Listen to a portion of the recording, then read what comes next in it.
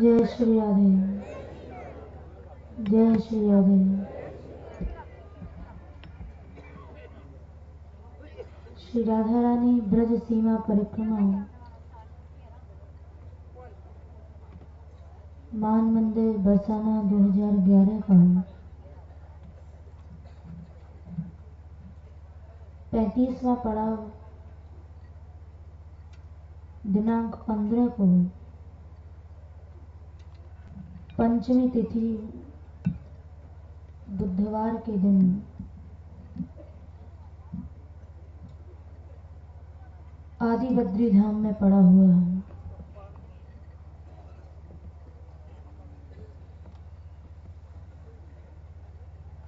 खो से चलकर आज हम लोग अलीपुर होते हुए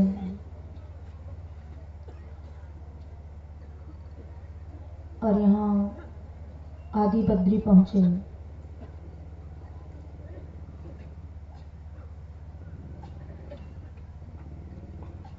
आदि शब्द बताता है कि ये जो धाम है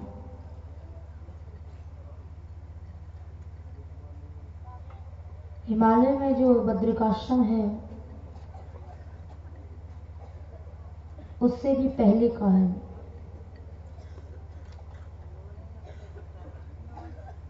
क्योंकि वो बद्रीनाथ धाम है और ये आदि बद्री है। आदि शब्द इसीलिए लगाया है, लोग मूल धाम बद्रीनाथ धाम मानते हैं, लेकिन वास्तव में वो तो बहुत बाद का है, उससे पहले का ये आदि बद्री। जो आदि शब्द लगा है इससे पता चलता है कि जो मूल धाम है वो यही है। क्योंकि इस धाम का संबंध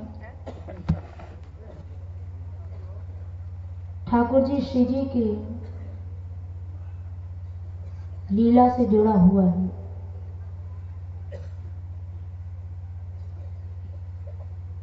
यहाँ लक्ष्मी नारायण भगवान ने, बद्रीनाथ भगवान ने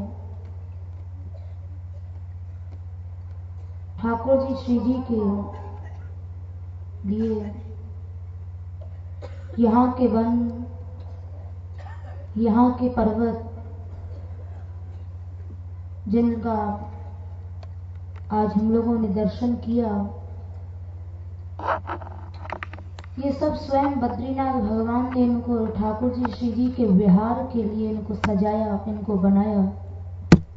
तो जिस धाम में हम लोग बैठे हुए हैं, आदि बद्री धाम, जिसे ठाकुर जी श्री जी की सेवा के लिए बद्रीनारायण भगवान ने अपने हाथों से इसे बनाया और सजाया था, इस धाम को प्रणाम करना।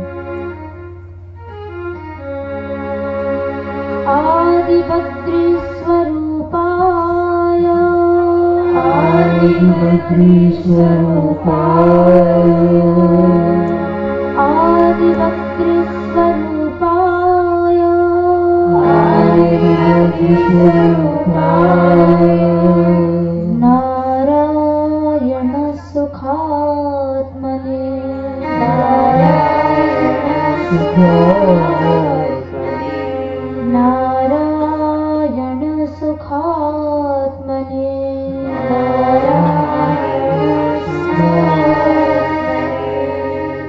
सदानंद प्रदायैव, सदानंद प्रदायैव, सदानंद प्रदायैव, सदानंद प्रदायैव, सर्वबाधा प्रशान्तये, सर्वबाधा प्रशान्तये, सर्वबाधा प्रशान्तये, सर्वबाधा प्रशान्तये।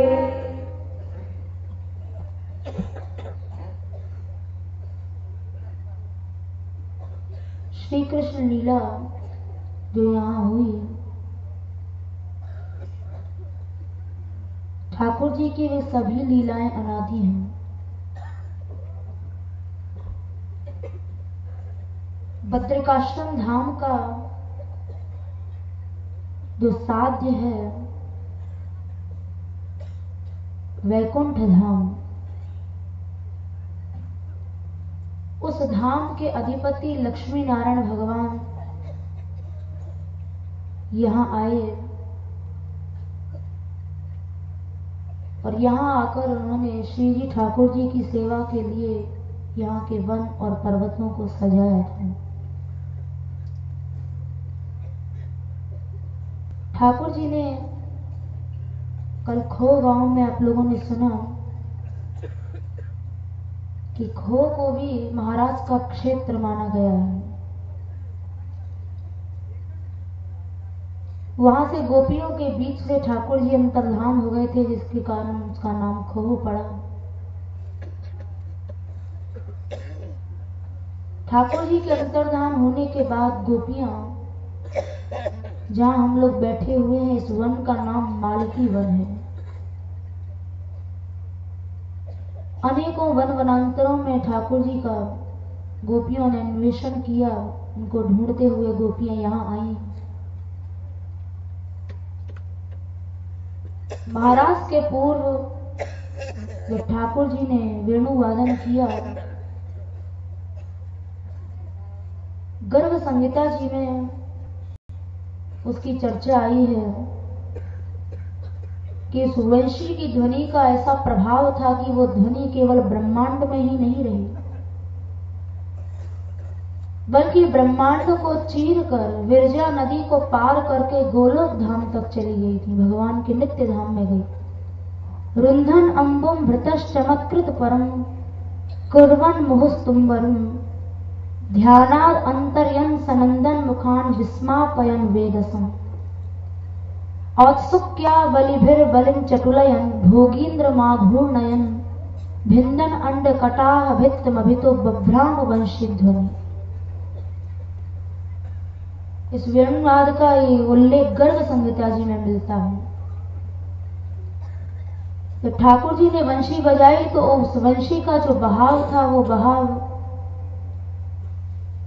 ब्रह्मांड को चीरता हुआ विरजा नदी को पार करता हुआ उनके नित्य धाम में पहुंच गए।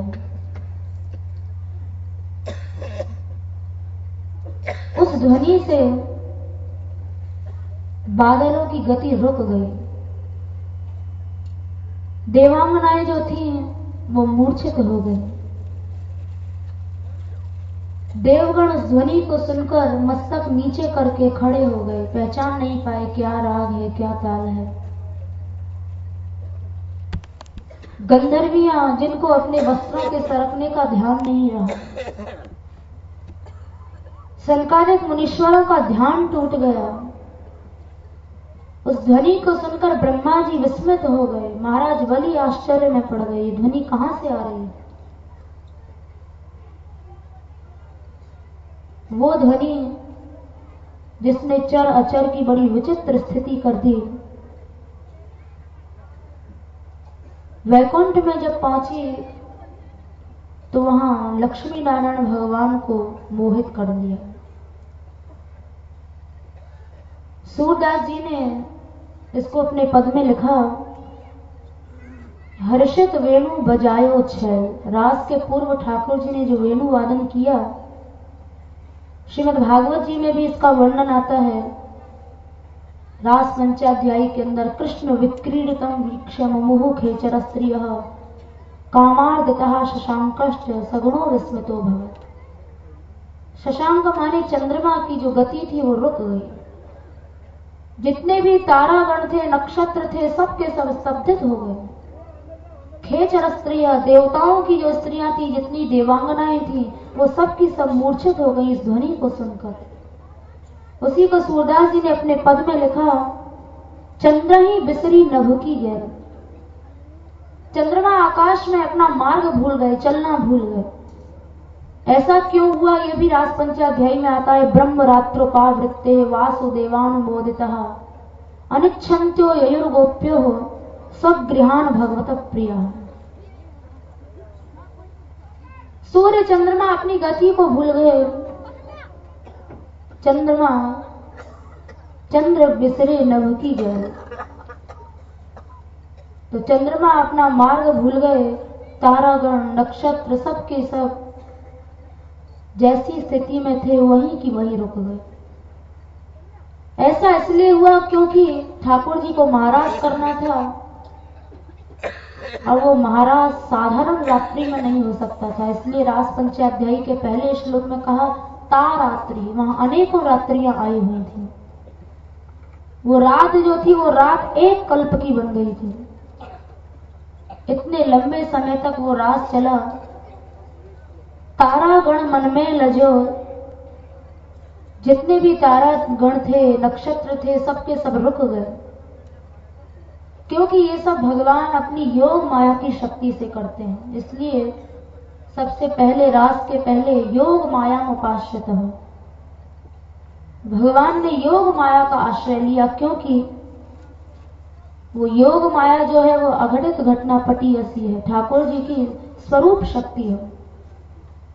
उस योग माया का आश्रय लेने के बाद जब तारात्रि सभी रात्रियां एक साथ वहां आई, तब ठाकुर जी ने रास करने का विचार किया। मुरली धुनी वैकुंठ गई, वंशी बजाई, यही आदि बद्री धाम का यहाँ का मूल मंत्र है। ये ध्वनि जो वैकुंठ में गई लक्ष्मी नारायण भगवान के पास, तो इस ध्वनि को सुनकर भगवान नारायण ने लक्ष्मी जी को कहा, हे देवी देखो इस समय ब्रज वृंदावन में ठाकुर जी रास क्रीड़ा करने वाले हैं, चलो हम सब वहां चलेंगे और वहां चलकर युगल सरकार की सेवा करेंगे। मुरली धुनी वैकुंठ गई, नारायण सुनी प्रीति जु भई। भगवान नारायण और लक्ष्मी जी के मन में उस ध्वनि को सुनकर अद्भुत प्रेम पैदा हो गया। यद्यपि यहाँ के मंदिर में बद्रीनाथ जी महाराज विराजमान है, लेकिन यहाँ के जो आराध्य हैं वो राधा माधव है, युगल सरकार है। बद्रीनाथ भगवान तो स्वयं उनके सेवक हैं, उन्होंने यहाँ ठाकुर जी श्री जी की सेवा की है। जो आराध्य हैं इष्ट हैं वो यहाँ के ठाकुर जी श्री जी हैं। भगवान नारायण ने लक्ष्मी जी को कहा, देवी ये वंशी सुनो, कहत वचन कमला जो सुनो। श्री कुंज बिहारी बेहरत देखी, जीवन जन्म सफल करी लेखी। इस ध्वनि को सुनो और जो ठाकुर जी गोपांगनाओं के साथ रास करने को उद्यत हैं वो रास क्रीड़ा देखो, क्योंकि ये जो सुख है जो ठाकुर जी ने गोपियों के साथ महाराज किया, ये सुख भगवान नारायण स्वयं कह रहे हैं सारी त्रिलोकी में ये सुख नहीं है।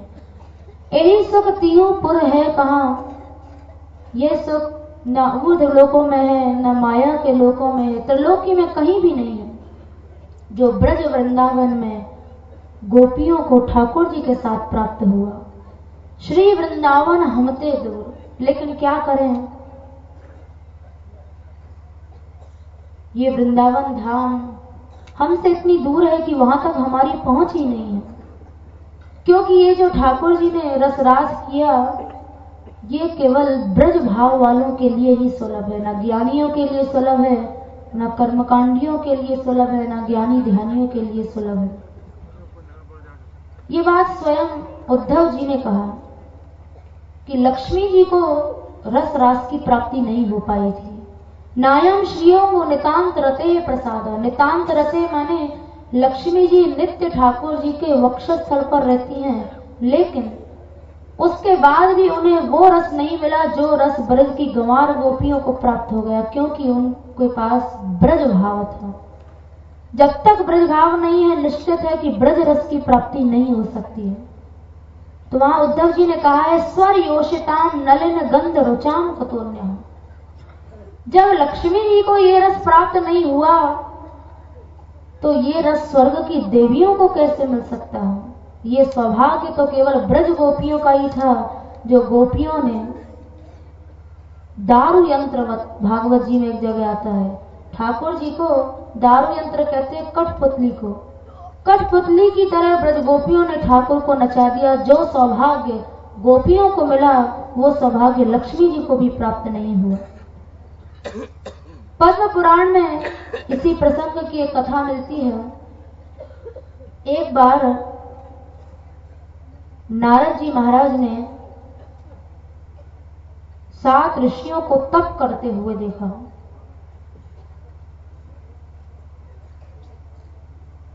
उन ऋषियों के बगल में बड़े बड़े हड्डियों के पर्वत लगे हुए थे।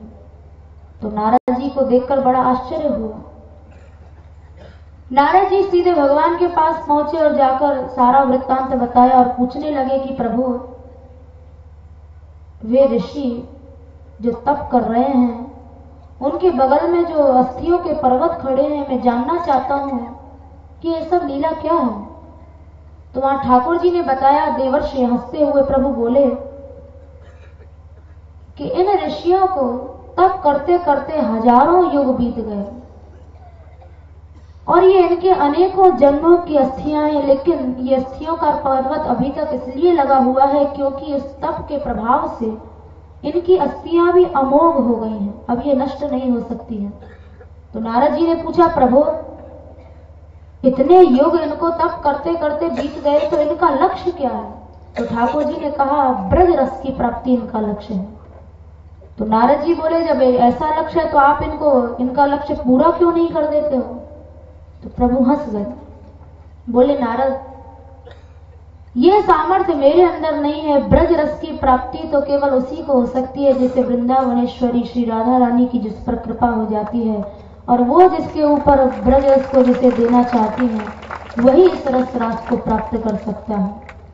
तो इसलिए नारायण भगवान ने कहा, यही सुख तिहुपुर है कहां श्री वृंदावन हमते दूर। कैसे धो उड़ी लागे धूर। रस रास की प्राप्ति का एक ही उपाय है कि ब्रज रज में बहुत समय तक साधन किया जाए तो वो साधन भले ही इस रस की प्राप्ति करा दे, नहीं तो ब्रज रस की प्राप्ति तो लक्ष्मी जी के लिए भी दुर्लभ है। तो कैसे धो उड़ी लागे धूल।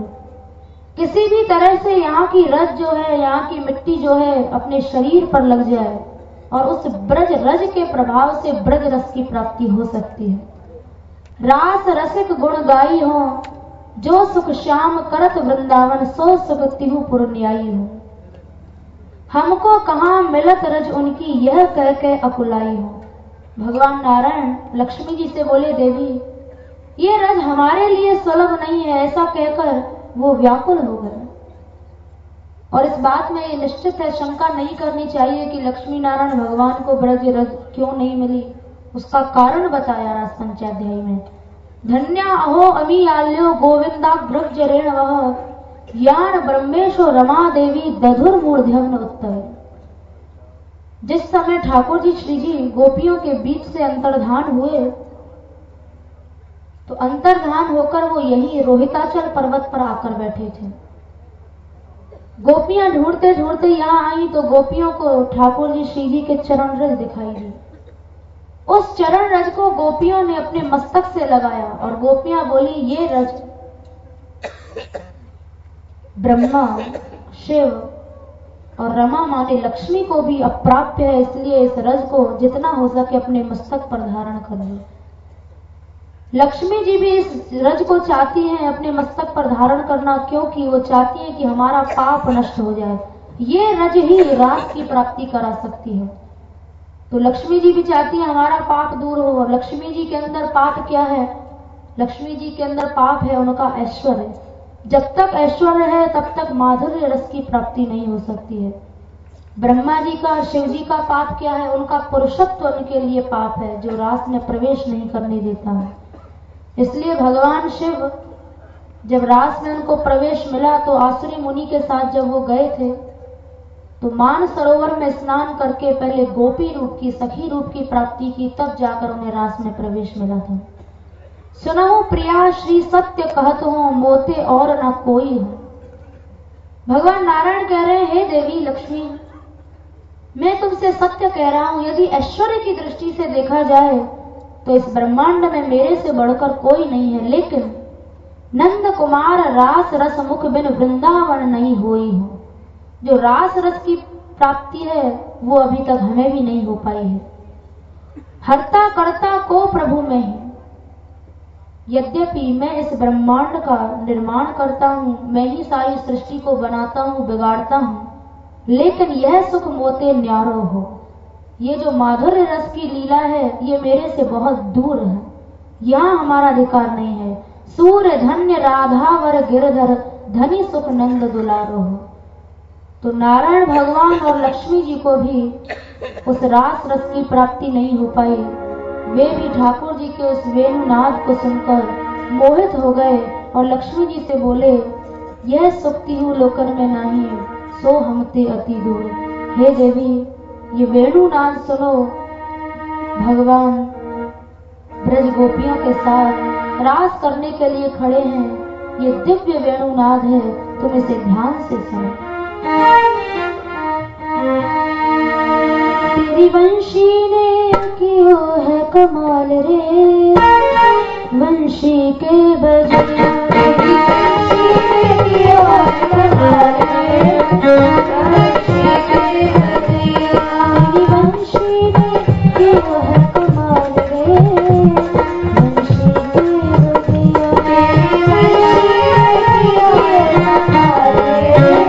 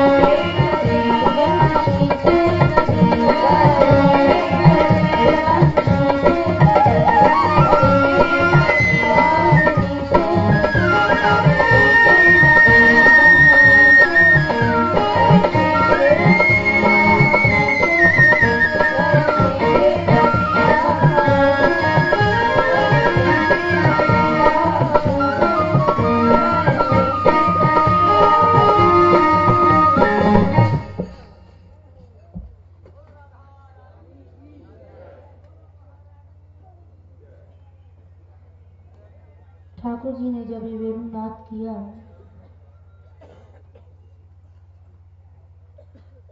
गर्भ संहिता में लिखा है कि उसे सुनकर लक्ष्मी नारायण भगवान युगल सरकार की सेवा के लिए यहाँ आए और यहाँ आकर तत्र देव सरोरभ्यम बद्रीनाथेन निर्मितम, पर्वतों के बीच जो देव सरोवर है, ठाकुर जी की श्री जी की सेवा के लिए स्वयं बद्रीनाथ भगवान ने उसे यहाँ बनाया। उसके बाद गर्भ संहिता में जिस तरह से प्रभु ने यहाँ का सौंदर्यीकरण किया उसका उल्लेख मिलता है। सुंदर सुंदर ठाकुर जी के रंग की, श्री जी के रंग की, कोई नीले रंग की, कोई सुनहले रंग की सुंदर सुंदर कांचनी कंचन जैसी लताएं थी और वो लताएं कनकाचल पर्वत पर थी। ठाकुर जी श्री जी भी उनकी सेवा को स्वीकार करने के लिए यहाँ आए। सहस्र दल पद्मैश्च मंडितम तरितस्ततः भ्रमर ध्वनि संयुक्तम पुंस कीकिल रुतम वृतम। एक एक कमल हजारों हजारों पंखुड़ियां वाले थे। तीनों प्रकार की मंद मंद वायु बह रही थी। सुगंध से सरोवर भरा रहता था। विकसत पद्म गंधाढ्यम तत्तीरम मंद मारुतम रमया राधया सार्धम माधवो निश्चसाद। उस सुंदर सरोवर के किनारे, देव सरोवर जिसका नाम है, उसके किनारे राधा माधव बैठ गए। वहां उन्होंने बहुत बातें की। उसके बाद श्री जी ठाकुर जी के साथ रमण करते हुए आगे बढ़े। उसी वन में उन्हें ऋभु नाम के ऋषि तपस्या करते हुए दिखाई दिए। उग्र तप के कारण शरीर बड़ा तेजस्वी दिखाई पड़ता था। ऋभु ऋषि को देखकर राधा रानी ने श्याम सुंदर से कहा कि हे श्याम सुंदर, ये ऋषि कौन है? इन इनके तप के तेज से मालूम पड़ता है निश्चित ही ये कोई अद्भुत महात्मा है। तब वहां ठाकुर जी ने राधा रानी को बताया, पदैकेन स्थितम शश्वत श्री कृष्ण ध्यान तत्परम। ऋभु ऋषि एक पैर से खड़े होकर वहां उस वन में ठाकुर जी श्री जी का ध्यान कर रहे थे और ध्यान करते करते उनको 60 वर्ष सहस्राणि 60 वर्ष शतानि च निरन्नम निर्जलम शांतम श्री कृष्णस्तम ददर्श। 60,000 60,100 वर्ष उनको निरंतर कृष्ण ध्यान में बीत गए। न उन्होंने अन्न ग्रहण किया, न जल ग्रहण किया, केवल कृष्ण चरण ध्यान की शक्ति से इतने वर्ष निकल गए, पता भी नहीं लगा। क्योंकि जीव भगवान साधन साध्य नहीं है, कृपा साध्य है। यदि कोई सोचे हम साधन से भगवान को पालेंगे तो ये उसकी मूर्खता है। साधन भी जीव तभी कर पाता है जब भगवान की कृपा उसके ऊपर होती है, नहीं तो 60,000 60,100 वर्ष किसकी हिम्मत है बैठने की तप करने में। तब वहां श्याम सुंदर ने राधा रानी को बताया कि हे राधे, ये ऋषि इनका नाम ऋभु है और इनको तप करते करते हजारों वर्ष बीत गए। ठाकुर जी ने ऋभु ऋषि को बुलाया, हे ऋभु।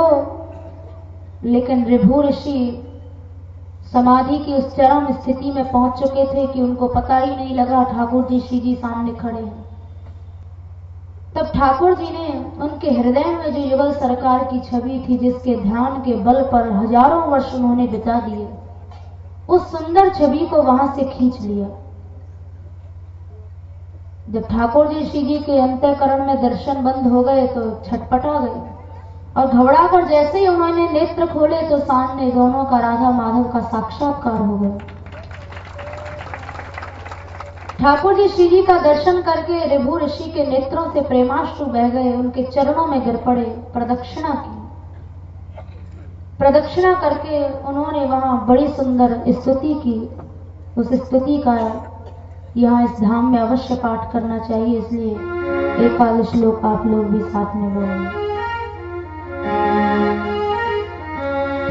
नमः कृष्णाय कृष्णाय नमः कृष्णाय कृष्णाय नमः कृष्णाय कृष्णाय नमः कृष्णाय कृष्णाय राधायै माधवाय च राधायै माधवाय च परिपूर्णतमायै च परिपूर्णतमायै च परिपूर्णतमाय च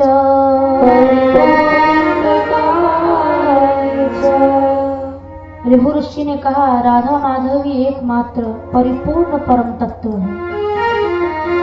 घनश्यामाय देवाय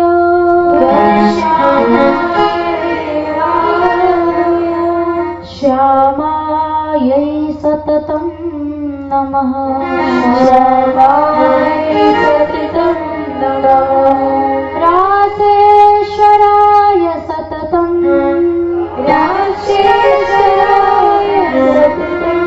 रासेश्वर्यै नमो नमः रासेश्वर्यै नमो नमः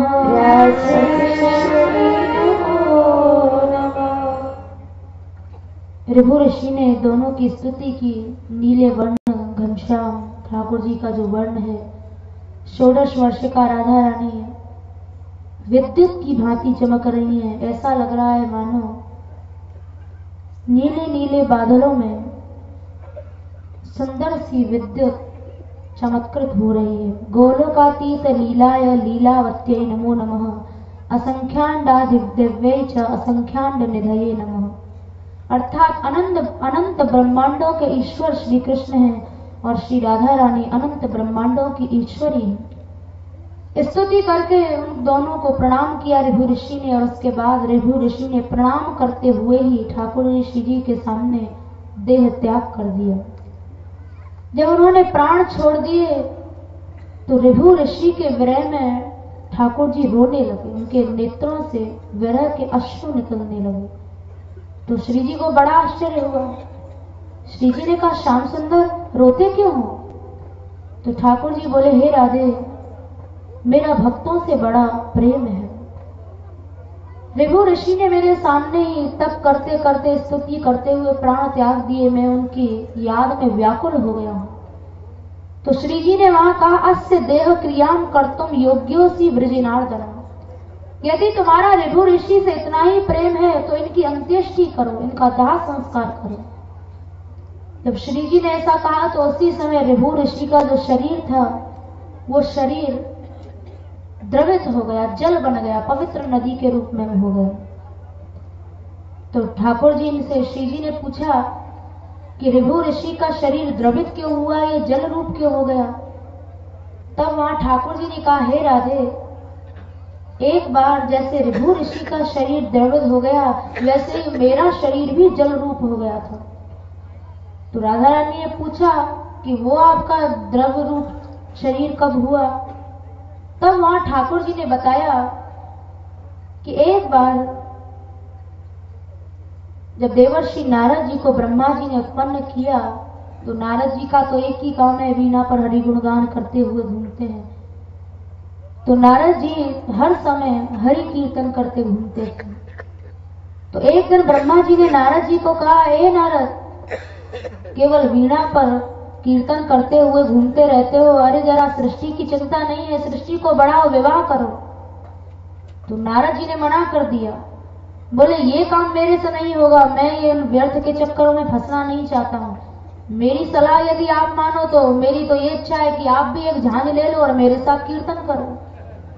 तो ब्रह्मा जी को सुनकर क्रोध आ गया कि मुझे ही शिक्षा देता है। तो ब्रह्मा जी ने रुष्ट होकर नारद जी को शाप दे दिया कि तुझे गाने का बड़ा शौक है तो जा तू गंधर्व बन जा, और तूने मेरी आज्ञा का उल्लंघन किया कि मैं विवाह नहीं करूंगा, तो जा, मैं तुझे ये भी शाप देता हूं कि गंधर्व बनकर तू कामी बनेगा और तेरी एक नहीं 50 बहुएं होंगी, उनके साथ तू रमण करेगा।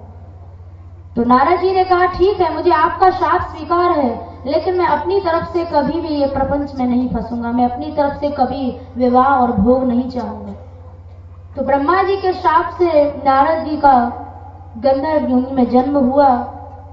50 स्त्रियों के साथ शाप के अनुसार रमण करने लगे, और एक दिन रमण करते करते 50 स्त्रियां थी, किसी से गलबैयां देते, किसी के भुजाओं में बाण डालते, किसी से कुछ करते, विहार करते, रमण करते और लौकिक गीत गाते हुए ब्रह्मा जी की सभा में पहुंचे। ब्रह्मा जी ने देखा कि यहाँ आ गया तो ब्रह्मा जी बड़े रुष्ट हुए कि ब्रह्मलोक की मर्यादा को ध्यान नहीं रखता है। तो ब्रह्मा जी ने फिर से शाप दे दिया कि जा तू शूद्र बन जा। तो नारद जी शूद्र बन गए, लेकिन अपने हट के बड़े पक्के थे, अपनी तरफ से विवाह स्वीकार नहीं किया। दासी पुत्र बने तो उन्हें वहां सत्संग मिल गया। उस सत्संग के प्रभाव से नारद जी का वो जब शरीर पूरा हुआ तो 1000 चतुर्युगी के बाद पुनः वो ब्रह्मा जी के पुत्र बने। लेकिन इस बार ब्रह्मा जी ने उनको विवाह करने के लिए नहीं कहा, क्योंकि समझ गए ये बड़ा हठी है, इससे कहने से कोई लाभ नहीं है, ये नहीं मानेगा। नारद जी वही अपना वीणा पर ठाकुर जी का गुणगान करते हुए एक बार वेद नगर में पहुंचे। इलाहाबाद खंड में जो वेद नगर था वहां वे गए। तो नारद जी जब वहां पहुंचे तो उन्होंने देखा उस वेद नगर में बड़े सुंदर सुंदर स्त्री पुरुष थे, एक से एक सुंदर थे, लेकिन सबके सब स्त्री पुरुष अपंग थे। किसी का हाथ टूटा हुआ था, किसी के पैर नहीं था, तो किसी के दांत नहीं थे, किसी की गर्दन झुकी हुई थी, किसी का कूब निकला हुआ था। तो नारद जी को देखकर बड़ा आश्चर्य हुआ। तो नारद जी ने उनसे पूछा कि भाई तुम कौन हो और इतने सुंदर होने के बाद भी तुम्हारी ये स्थिति? तो उन्होंने कहा कि हम राग रागिनी हैं। तो नारद जी ने पूछा, राग रागिनी हो, इतने सुंदर हो, लेकिन तुम्हारी ये स्थिति कैसे हुई? तो उन्होंने कहा कि एक कोई नारद नाम का ऋषि है और वो बेसिर पैर के राग गाता है, ना कोई समय का ध्यान देता है, ना कोई उसको स्वर का ज्ञान है, ना कोई ताल का ज्ञान है। सुबह का राग होता है तो रात में गाता है, रात का राग होता है तो दोपहर में गाता है। तो वो बेसिर पैर के राग गाता है, इसलिए उसने हमें अपंग कर दिया। तो नारद जी सोचने लगे कि ये बात तो ये बिल्कुल ठीक कह रहे हैं, मैंने तो आज तक कभी ध्यान ही नहीं दिया कि राग से कोई चीज गाओ तो स्वर भी साथ में होना चाहिए, समय भी देखना चाहिए। तो नारद जी ने राग रागनियों से कहा, अच्छा ये बताओ कि उस नारद को संगीत की शिक्षा कहां से प्राप्त हो सकती है? तो राग रागिनियों ने कहा, आप ठीक कह रहे हैं, यदि नारद ढंग से गाने लग जाए तो हमारे हाथ पैर ठीक हो जाएंगे, हम जो अपंग हैं हमारे पूर्ण रूप से जितने भी अंग हैं वो ठीक हो जाएंगे। तो राग रागिनियों ने कहा कि आप नारद को जाकर कहना वो सरस्वती जी से संगीत की शिक्षा प्राप्त करें। तो ये सुनकर नारद जी मन में सोचने लगे, अब जल्दी से यहाँ से भाग देना चाहिए, नहीं तो कहीं इनको पता लग गया वो नारद मैं ही हूँ जिन्होंने इनको अपंग कर रखा है, तो ये आज मुझे छोड़ेंगे नहीं। तो नारद जी उसी समय वहां से भाग दिए और भागकर शुभ्रगिरी नाम के पर्वत पर पहुंचे जो सफेद रंग का है। वहां जाकर नारद जी ने 100 दिव्य वर्षों तक तप किया, अन्न जल छोड़कर। उस तप से प्रसन्न होकर वहां सरस्वती जी आई और सरस्वती जी ने एक क्षण में नारद जी को 56 कोटि ग्राम की शिक्षा दी। उस दिव्य संगीत की शिक्षा को प्राप्त करके नारद जी गंधर्व लोक में गए। वहां जाकर उन्होंने तुम्बुरु नाम के गंधर्व को अपना शिष्य बनाया और सारी बातें बताई। फिर बोले, तुम्बुरु, मुझे सरस्वती जी से बड़ी सुंदर संगीत की शिक्षा प्राप्त हुई है, लेकिन अब वो संगीत मैं सुनाना चाहता हूं, लेकिन मुझे कोई योग्य श्रोता नहीं मिल पा रहा है। तो नारद जी अपना योग्य श्रोता ढूंढने के लिए सबसे पहले स्वर्ग में पहुंचे और स्वर्ग में गए तो वहां जाकर देखा इंद्र अप्सराओं के साथ वो अपना भोग में लगे हुए हैं।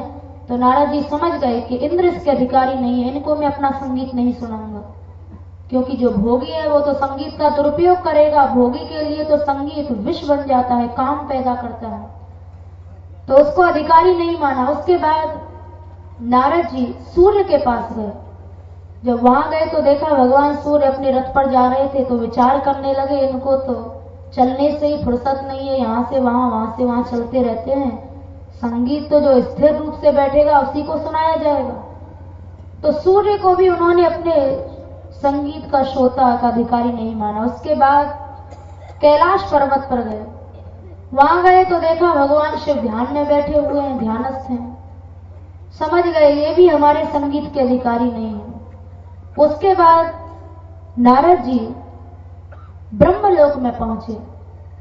ब्रह्मलोक में गए तो देखा ब्रह्मा जी अपनी सृष्टि के व्यापार में लगे हुए हैं। समझ गए इनको भी फुर्सत नहीं है। वैकुंठ में गए तो वहां देखा भगवान विष्णु अपने भक्तों पर कृपा करने में लगे हुए हैं। तो नारद जी सोचने लगे, इनको तो अपने भक्तों से ही फुर्सत नहीं है, ये कहां से मेरा संगीत सुनेंगे। इसके बाद विरजा नदी को पार करके देवर्षि नारद जी गोलोक में पहुंचे, नित्य धाम में पहुंच गए।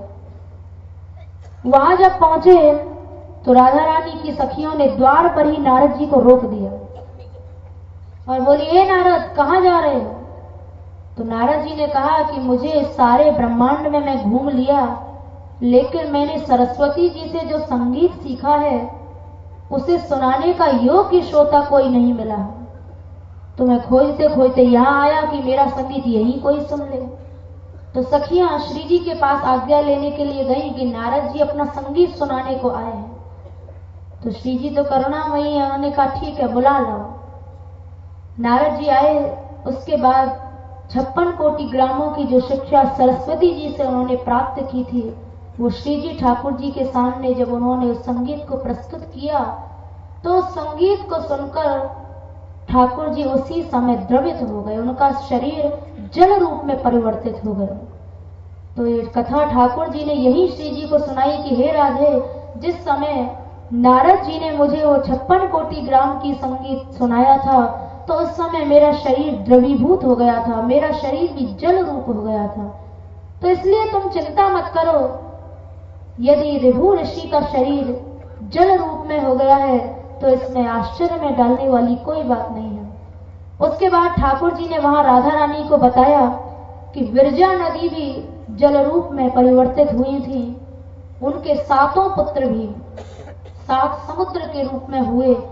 भगवान विष्णु भी एक बार कृष्णा नदी बने थे, शंकर भी वेणु नामक नदी बने थे, ब्रह्मा भी ककुदमनी गंगा बने थे। इसी तरह से ऋभु ऋषि भी पाप नाशनी गंगा बन गए। श्री जी के लिए भी ऐसा कई जगह उल्लेख मिलता है। प्रेयः संग सुधा सदानुभवनी भूयो भवद भावनी कारुण्य द्रव भावनी कटि तटे कांची कला रावणी। श्री जी इतनी करुणामयी है कि जब कोई उन्हें प्रेम से बुलाता है, सच्चे हृदय से बुलाता है, तो श्री जी के नेत्रों में अपने आप करुणा के अश्रु आते हैं और श्री जी का सारा शरीर जल रूप हो जाता है, वो भी करुणा के कारण द्रवित हो जाती है। तो ठाकुर जी ने श्री जी को कहा, हे राधे, मेरे दिव्य शरीर से जो जल प्रकट हुआ उसे ही ब्रह्म द्रव कहते हैं। इस ब्रह्म द्रव में अनंत ब्रह्मांड लुढ़कते रहते हैं। जो हमारा ब्रह्मांड है इसका नाम है प्रश्निगर्भ। वामन भगवान का जब अवतार हुआ था तो उनके पैर के अंगूठे से इसका कटाव फट गया था। इस ब्रह्मांड का जब भेदन हुआ तो उस छिद्र से वो ब्रह्मद्रव निकला। जब वहां से ब्रह्मद्रव निकला तो वही गंगा बना और उसकी 3 धाराएं हुई। एक धारा पाताल में गई, एक स्वर्ग में गई और एक मृत्यु लोक में यहाँ पृथ्वी में आई। तो स्वर्ग लोक में जो थी उनका नाम मंदाकिनी हुआ, पृथ्वी में जो थी उनका नाम भागीरथी और नीचे पाताल में जो धारा गई उसका नाम भोगवती हुआ।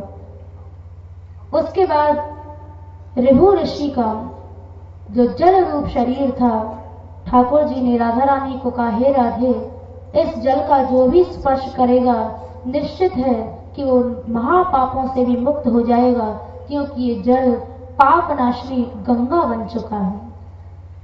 तो ठाकुर जी श्री जी के लिए जो देव सरोवर है जहां ये लीला हुई वो बद्रीनाथ भगवान ने स्वयं अपने हाथों से बनाया था।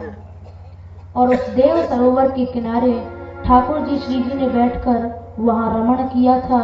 उसी लीला के संबंधित वहां अनेकों पर्वत हैं जिनका आज हम लोगों ने दिन में दर्शन भी किया। यहाँ के तो इतनी लीलाएं हैं कि कहते जाओ तो भी कभी खत्म नहीं होंगी, क्योंकि जितने भी तीर्थ हैं उन सबको यहाँ भगवान ने वास दिया। एक एक तीर्थ की कथा बहुत लंबी है, तो संक्षेप में जो मूल कथा थी बद्रीनाथ भगवान की वो आप लोगों ने सुनी। जो यहाँ इस धाम में आकर जो ऋभु ऋषि ने जो ठाकुर जी की स्तुति की, उस स्तुति के 1 श्लोक भी आप लोगों ने बोले, जिसका यहाँ बहुत महात्म्य है। अब अंत में कीर्तन करेंगे।